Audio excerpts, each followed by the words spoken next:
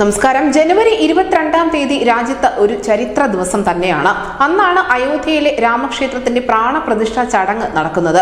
എന്തായാലും രാജ്യത്താകമാനമുള്ള രാമഭക്തർ പല തരത്തിലാണ് ഈ ഒരു ആഘോഷത്തെ നെഞ്ചിലേറ്റുന്നത്.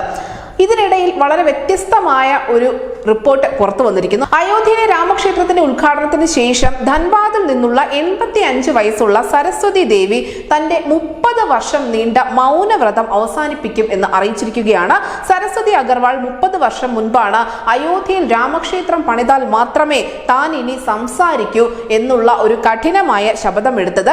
ജനുവരി 22-ന് അയോധ്യയിലെ ശ്രീരാമ മന്ദിറിന്റെ പ്രാണപ്രതിഷ്ഠാ ദിനത്തിൽ റാം സീതാ റാം എന്ന് ഉച്ചരിച്ചുകൊണ്ടായിരിക്കും തന്റെ മൗനവ്രതം അവസാനിപ്പിക്കുക എന്നുകൂടി അവർ പറയുന്നുണ്ട്.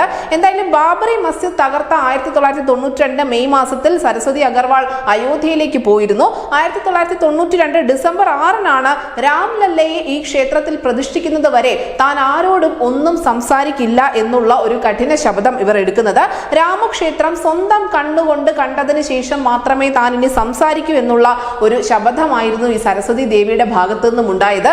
എന്തായാലും ഇവർക്ക് ഈ രാമക്ഷേത്രത്തിന്റെ പ്രാണപ്രതിഷ്ഠാ ചടങ്ങിൽ ഉൾപ്പെടെ ക്ഷേത്ര ഭൂമി ട്രസ്റ്റ് ക്ഷണം നൽകിയിട്ടുണ്ട്. 8 കുട്ടികളുടെ അമ്മയായ ഈ 85 വയസ്സുകാരിക്ക് സ്കൂളിൽ പോയുള്ള വിദ്യാഭ്യാസമില്ല എങ്കിൽ പോലും ഭർത്താവ് അവരെ വായനയും എഴുത്തും ഒക്കെ പഠിപ്പിച്ചിരുന്നു. ജീവിതം മുഴുവൻ രാമചരിതവും മറ്റ് ഗ്രന്ഥങ്ങളും ഒക്കെ വായിച്ചുകൊണ്ടാണ് അവർ ഇക്കാലം അത്രയും ജീവിച്ചു പോകുന്നത്. അങ്ങനെ അയോധ്യയിലെ പ്രാണപ്രതിഷ്ഠാ ചടങ്ങിന് വേണ്ടി എത്രത്തോളമാണ് അന്ന് ഉണ്ടായിരുന്ന ആളുകൾ ആഗ്രഹിച്ചിരുന്നത്, അല്ലെങ്കിൽ അവരൊക്കെ എത്ര വലിയ നിശ്ചയദാർഢ്യമാണ് ഇതിന് പിന്നിൽ കെട്ടിപ്പൊക്കിയത് എന്നതിന്റെയൊക്കെ ഒരു കൃത്യമായ തെളിവ് തന്നെയാണ് സരസ്വതി ദേവിയുടെ ഈ കഥ. News desk news India Malayalam.